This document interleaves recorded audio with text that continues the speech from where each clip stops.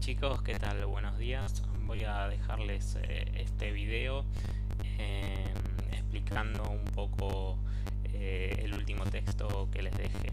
La idea es empezar a redondear el tema que estábamos hablando, que era un repaso en realidad de algunas cuestiones relacionadas al periodismo y a la redacción de las noticias en general que ustedes estuvieron ya trabajando en otros años.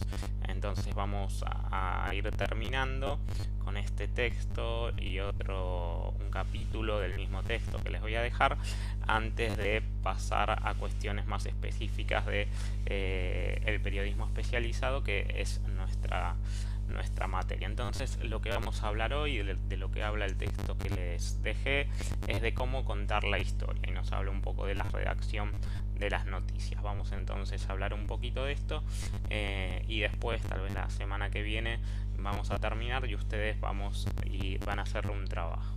La bibliografía que estamos usando es este pequeño manual que se los dejé en el Classroom. Les voy dejando los capítulos que vamos utilizando. Acá está la autora, y de todas formas voy a dejar acá abajo el enlace al manual completo. Vamos entonces a este capítulo que tenemos que empezar a estudiar hoy, que nos habla de cómo contar una historia. Una primera idea que empieza desarrollando la autora es que muchas veces cuando uno quiere contar una noticia hay una cantidad demasiada amplia de datos disponibles, entonces que uno puede tener la tendencia a querer utilizar todos los datos, ¿no es cierto? Como a no querer desperdiciar información, pero esto no es siempre una buena idea, sino que lo que tenemos que hacer es seleccionar la información. ¿Por qué? Porque si incluimos demasiados datos, demasiada información, eso puede hacer que la noticia sea confusa y que se pierda el foco de lo más importante que se quiere transmitir. Por otro lado, hay que tener en cuenta que el espacio en los medios siempre es limitado, entonces hay que saber aprovecharlo. Y por otro lado, también es limitado el tiempo de las audiencias, ¿no es cierto? Tal vez no todas las audiencias van a dedicar un tiempo demasiado extenso a leer o a considerar una noticia, entonces hay que tener en cuenta esto también para seleccionar la información más importante, y en todo caso, si nos sobra información, escribir con eso más de una nota. El siguiente punto que trata la autora es lo que llama el enfoque. ¿Qué es el enfoque? Es el punto que yo voy a elegir en base al cual desarrollar mi noticia. Esto significa que una noticia tal vez se puede contar haciendo hincapié en diferentes puntos. A ese tópico central sobre el que yo voy a hablar en esta noticia es a lo que la autora llama el enfoque, y desarrolla acá una serie de preguntas. No vamos a extendernos demasiado en esto. Pueden leer si quieren el ejemplo que tienen en el texto, pero básicamente dice que hay una noticia y que detrás de una noticia puede haber diferentes historias. Entonces yo tengo que seleccionar cuál es la historia que quiero contar.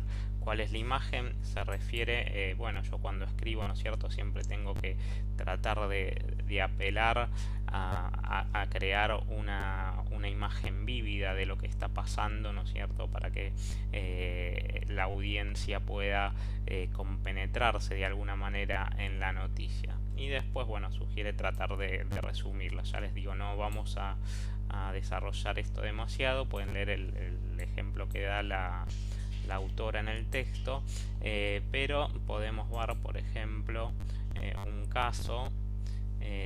Bueno, acá en este caso es un diario de Salta, con respecto a la noticia de lo que sucedió la semana pasada con el tema de los bancos, que despertó mucha controversia, incluso porque se está tratando que no haya gente en las calles o que no se junten demasiado, y cuando fue la cuestión de que los jubilados tenían que cobrar su sus saberes, se juntó muchísima gente y esa fue una noticia que salió en casi todos los medios. Bueno, acá tenemos un ejemplo de un medio que se enfoca en una situación particular que podría estar englobada dentro de esa noticia, de un grupo de vecinos en Salta que fue a llevarle el desayuno a las personas que estaban haciendo la fila para cobrar su jubilación. Entonces, este es un ejemplo, ¿no es cierto? El hecho en sí fue que había largas colas de jubilados en los bancos, y acá hay otra noticia quizás accesoria, pero en la que se enfocó este medio. Seguramente habrá hablado también del problema general, pero quiero decir, hay todo hecho generalmente involucra una serie de historias en las que se puede hacer hincapié para contar la noticia. Entonces esto nos sirve como un ejemplo de lo que sería el enfoque. ¿Se entiende? Ante el mismo hecho, jubilados haciendo colas y juntándose para cobrar sus jubilaciones, se puede hablar de muchas cosas. Se pueden hacer críticas al gobierno, se puede contar la historia de los jubilados, tal vez de algunos de ellos, hacerles entrevista, que estuvieron tal vez, se decía algunos quizá pasando frío o interiorizarse en la situación de alguno de ellos, o como hace acá este medio cuenta de unos vecinos que fueron a llevarle el desayuno a los jubilados que estaban haciendo la cola. Resumiendo entonces un poco este punto, no todas las noticias tienen un solo centro, se puede contar una misma noticia desde diferentes perspectivas, o sea, a partir de los mismos hechos es posible escribir historias diferentes. Y me anoté acá una cita del texto que dice: cuando desde antes de empezar a escribir el reportero sabe en qué va a hacer énfasis, le resulta más fácil decidir qué datos y citas debe incluir y cuáles omitirá. Dijimos al principio que puede suceder que el periodista cuente con mucha información y no toda esa va a ser incluida en la noticia. Entonces, tener decidido desde un comienzo cuál es la noticia de la que yo quiero hablar me ayuda a seleccionar la información que me sirve para contar esa noticia y omitir otra que tal vez no viene al caso. Entonces es importante que antes de empezar a escribir tenga yo decidido cuál es el enfoque que le quiero dar a la noticia para saber también qué información incluir. Y una vez decidido el enfoque, lo que tengo que hacer básicamente es organizar esa información de la que dispongo. Es muchas veces recomendable hacer una especie de borrador o un pequeño bosquejo. No empezar a escribir directamente, sino aunque sea de forma muy sucinta, acomodar previamente de alguna manera los diferentes elementos que van a formar mi noticia: información, citas, datos, hacer una pequeña estructura que me sirva de guía para saber de qué manera voy a desarrollar yo mi noticia.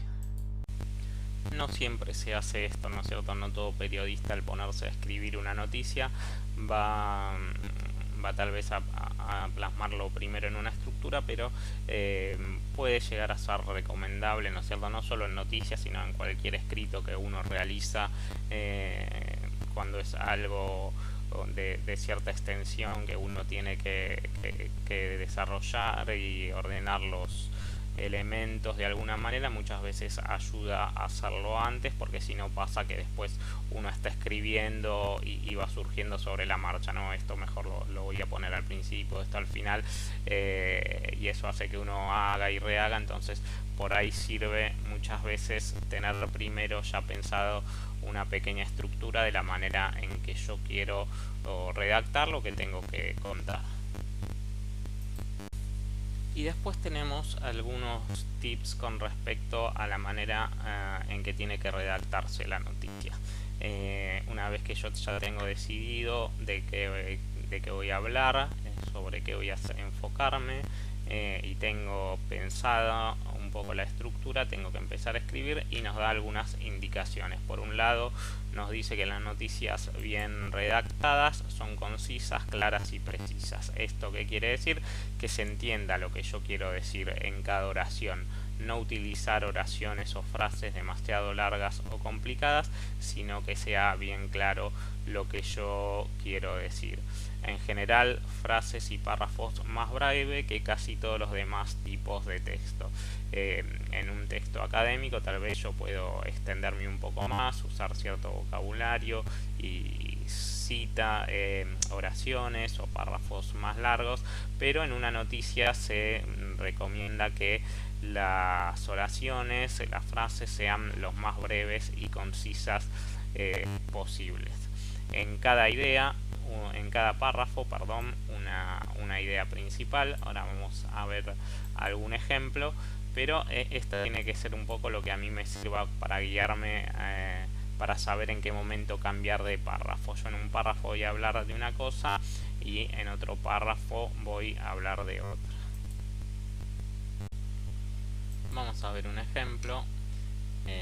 Acá tenemos una nota que salió en La Voz del Interior de Córdoba. Maltratados sin dinero ni recursos, la odisea de los 50 argentinos varados en Bahía. Es una noticia de tipo blanda. Ahora vamos a hablar un poquito más de eso, pero vamos a ver que empieza en el primer párrafo. Las historias de argentinos bastante varados en distintas partes del mundo se multiplican. Algunos logran volver y cuentan su alegría, otros no. Entonces el primer párrafo me cuenta algo que ya sabemos, ¿no es cierto? Pero lo trae a colación, que es que hay muchos argentinos que están varados en el mundo y que no pueden volver. El segundo párrafo dice: en este último grupo entran los más de 150 argentinos que están varados en diferentes ciudades. Entonces acá cambia un poco el tema. El primer párrafo me dice que hay argentinos varados en diferentes partes del mundo, y el segundo párrafo me habla específicamente de que hay 150 argentinos que están varados en diferentes ciudades de Bahía al norte de Brasil. Entonces yo voy a hablar de otra cosa, si bien todo gira en torno de lo mismo. Introduzco otro párrafo. Esto obviamente esto no hay una manera tal vez exacta de hacerlo. De hecho, acá el periodista utiliza una sola oración, un párrafo suele ser más de una oración, pero bueno, nos sirve para ejemplificar esto. En este caso el periodista consideró que el cambio de tema era lo suficientemente importante como para ubicarlo en un párrafo aparte. Y el tercer párrafo nos entra ya a dar precisiones acerca de este último grupo, de los que están varados en Brasil. Dice: la situación para este grupo está siendo extremadamente delicada, y nos empieza a dar algunas precisiones. Entonces, como que es otro tema, características específicas o cómo le está pasando a la gente de este grupo, y lo introduce en otro párrafo. Entonces la idea para la distribución en párrafos de una noticia es eso, ¿no es cierto? Que cada párrafo se centre en una idea principal. Acá el primer párrafo: hay muchos argentinos varados en el mundo. El segundo párrafo: hay un grupo específico que está en Bahía. Y el tercer párrafo: características de ese grupo o cuál es la situación por la que están pasando. Entonces, eso con respecto a la distribución en párrafos. Volviendo a las indicaciones, al momento de escribir, bueno, esto amplía un poco lo anterior. Cada nueva idea, personaje o ambiente, situarse en un nuevo párrafo, un poco lo que explicábamos recién con la noticia. Lenguaje simple, directo y fácil de entender, un poco ya lo dijimos. El lenguaje que se utiliza en una noticia debe ser el más comprensible posible, no dar vueltas a lo que queremos contarlo de manera directa. Utilizar más sustantivos y verbos que adjetivos y adverbios. Esto un poco tiene que ver con que la noticia debiera limitarse en principio a los hechos y no incluir tanto las apreciaciones del periodista. Entonces, bueno, yo quiero más a los sustantivos, a los elementos o personajes presentes y los verbos, qué es lo que hacen y qué es lo que lo que les pasa, antes que a adjetivos que suelen tener que ver con calificaciones, ¿no es cierto?, de esos sustantivos o de esos hechos. Y bueno, tener en cuenta, ¿no es cierto?, que cada palabra, por qué la utilizo, y tratar de limitar las que no sean necesarias, y tratar de evitar también palabras que sean ambiguas, que no se entiendan. Tratar de utilizar siempre las palabras más precisas para lo que yo quiero comunicar. Y algo que explica acá la autora es que los reporteros incluso pueden llegar a consultar, ¿no es cierto?, diferentes diccionarios o libros de referencia. Esto también puede ser útil cuando no estamos seguros de si una palabra quiere decir lo que nosotros realmente queremos transmitir, consultar cuál es el significado preciso de esa palabra. Para esto hay muchas herramientas, ¿no es cierto? No nos vamos a extender porque acá estamos haciendo solo una revisión de temas que se supone que ustedes ya vieron, pero hay muchas herramientas, incluso herramientas online, diccionarios de gramática, páginas en donde se resuelven dudas específicas acerca de la forma de escribir, diccionarios de sinónimos que también pueden ser muy útiles para no usar términos repetitivos, o incluso para sugerirnos ideas de términos o de maneras en que nosotros podemos explicar las cosas. Pero bueno, la idea es esa, ¿no es cierto? Usar palabras precisas, no ser repetitivo y no usar términos vagos. Otra apreciación que tenemos es que cuando la noticia va dirigida al público general, tenemos que evitar la jerga o el léxico particular de determinado tema, ¿no es cierto? Si nosotros, como pasa en la actualidad, vamos a hablar, por ejemplo, del coronavirus, bueno, tratar de evitar términos demasiado científicos.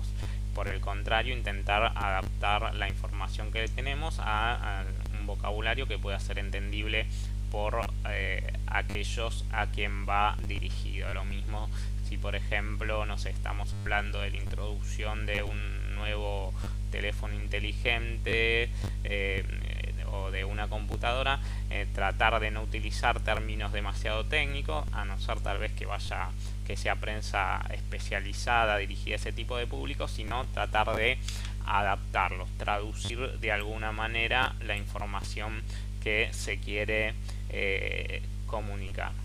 Acá tenemos un ejemplo. Dice: si el vocero de un hospital da un informe y dice que una persona padeció laceraciones y contusiones, bueno, el reportero podría cambiar esos términos y hablar de heridas y golpes. Entonces, cuando se utiliza o el periodista recibe alguna información que utiliza unos términos demasiado técnicos, es recomendable, si no va dirigido a un público especializado, que lo traduzca en términos más entendibles. La siguiente recomendación está relacionada con lo que yo les decía recién cuando hablábamos de, bueno, cuál es la imagen de esta noticia. Se trata de mostrar a la audiencia lo que pasó en lugar de relatar simplemente los hechos. Yo tengo que tratar no solo de relatar los hechos, sino de construir el relato de lo que pasó de una manera que pueda llegar justamente a generar como una imagen, mostrar a la audiencia lo que pasó, no solo contárselo. ¿Esto qué quiere decir? Por ejemplo, yo voy a hablar de los miembros de algún equipo deportivo que ganó algo muy importante y están muy contentos, no voy a decir solo están muy contentos, sino que voy a hablar de los abrazos, de los gritos de júbilo, tal vez de las cosas que cantan. ¿Se entiende? Tratar de recurrir a los sentidos de las personas y hacer una descripción que llegue precisamente a los sentidos y que pueda trazar una imagen de lo que está sucediendo, no solo contándolo. Después, bueno, algunas cuestiones importantes, ya un poco las dijimos: respetar los fundamentos de la gramática, la ortografía y la puntuación. Les decía, hay páginas Para esto, una que puede resultar muy útil es esta que tenemos acá.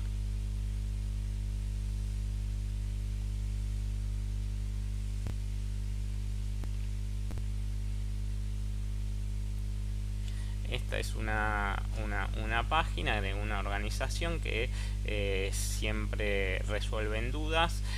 Tratan de hecho un montón de temas cada día que son interesantes. Están también ellos en las redes sociales, y dudas que son muy comunes sobre la manera correcta de utilizar determinadas palabras o determinadas expresiones.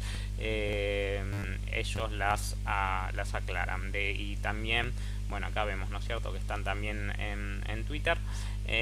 Y si uno tiene alguna duda con respecto a la manera de escribir algo, le pueden preguntar, y ellos también suelen responder las dudas que se tengan. Entonces, esta es una página que puede ser muy útil en este sentido. Podemos ver, por ejemplo, el Twitter de esta fundación. Acá tenemos un poco la descripción. Es una fundación promovida por la agencia EFE, que es justamente una agencia de noticias, patrocinada por BBVA, el banco, y asesorada por la Real Academia Española, cuyo objetivo es el buen uso de español en los medios de comunicación. Y es muy útil no solo por los posteos que ellos mismos van dejando, sino también acá podemos ver que uno le puede hacer preguntas. Por ejemplo, acá alguien sabe quiere saber cómo escribir en un determinado contexto, si gobierno va con minúscula o mayúscula. Esta pandemia se dio en el gobierno, y le contestan. Suponemos que se hace referencia a la acción de gobierno, por lo que se escribiría con minúscula, porque bueno, el que pregunta no da en realidad demasiado contexto, pero está entendiendo que le responden que si se refiere a la acción de gobernar, bueno, va con minúscula. Y así podemos ver, ¿no es cierto?, diferentes preguntas que le hacen las personas, y ellos responden. Además, se ve que responden con bastante rapidez. Entonces puede ser muy útil al momento de escribir, cuando no se está seguro de si una frase o un término se está utilizando de manera correcta. Entonces, respetar los fundamentos de la gramática, la ortografía y la puntuación, ser cuidadoso con las fechas, las direcciones, los números y los nombres, chequear que estén escritos de manera correcta. Muchas veces pasa que no se nombra una persona y tal vez se escribe mal el nombre. Bueno, tratar de evitar esas cuestiones. Y una última indicación tiene que ver con intentar presentar el panorama completo de los hechos de los que estoy hablando. Se entiende que toda situación involucra diferentes perspectivas, diferentes miradas, y que la misión del periodismo debería ser presentarlas a todas ellas. No siempre tal vez sucede así. De hecho, puede ser que el lineamiento de un periódico específico lo incline hacia determinados tipos de posturas, pero desde una visión idealista, si se quiere, se supone que el periodismo debiera ser objetivo y que tendría que cumplir con este requisito. Si se habla, por ejemplo, de las críticas que se hicieron a algún funcionario por determinadas decisiones que tomó, bueno, debería involucrar también versiones de aquellos, por ejemplo, que lo apoyan, y así con diferentes tipos de noticias. Si sale un estudio científico presentando pruebas nuevas sobre determinada cuestión, bueno, explicar también tal vez que faltan estudios que los corroboren, o que no es una conclusión definitiva a la que se llegó. Y así en cada tipo de noticia tratar de presentar diferentes perspectivas cuando involucra más de una posible postura sobre el tema del que se está hablando. por ahora vamos a dejar por acá. No quiero hacer tampoco videos demasiado largos, pero justamente para que los puedan ir viendo. Por favor, vayan viéndolos, vayan leyendo también el texto, porque cuando terminemos un poco con estos temas, tal vez la próxima semana vamos a dejar otro trabajo para que hagan. Entonces vayan viéndolos, leyendo la bibliografía, y si tienen cualquier duda, cualquier comentario, me lo dejan abajo en la parte de comentarios. Muchas gracias, que estén bien y seguimos en contacto.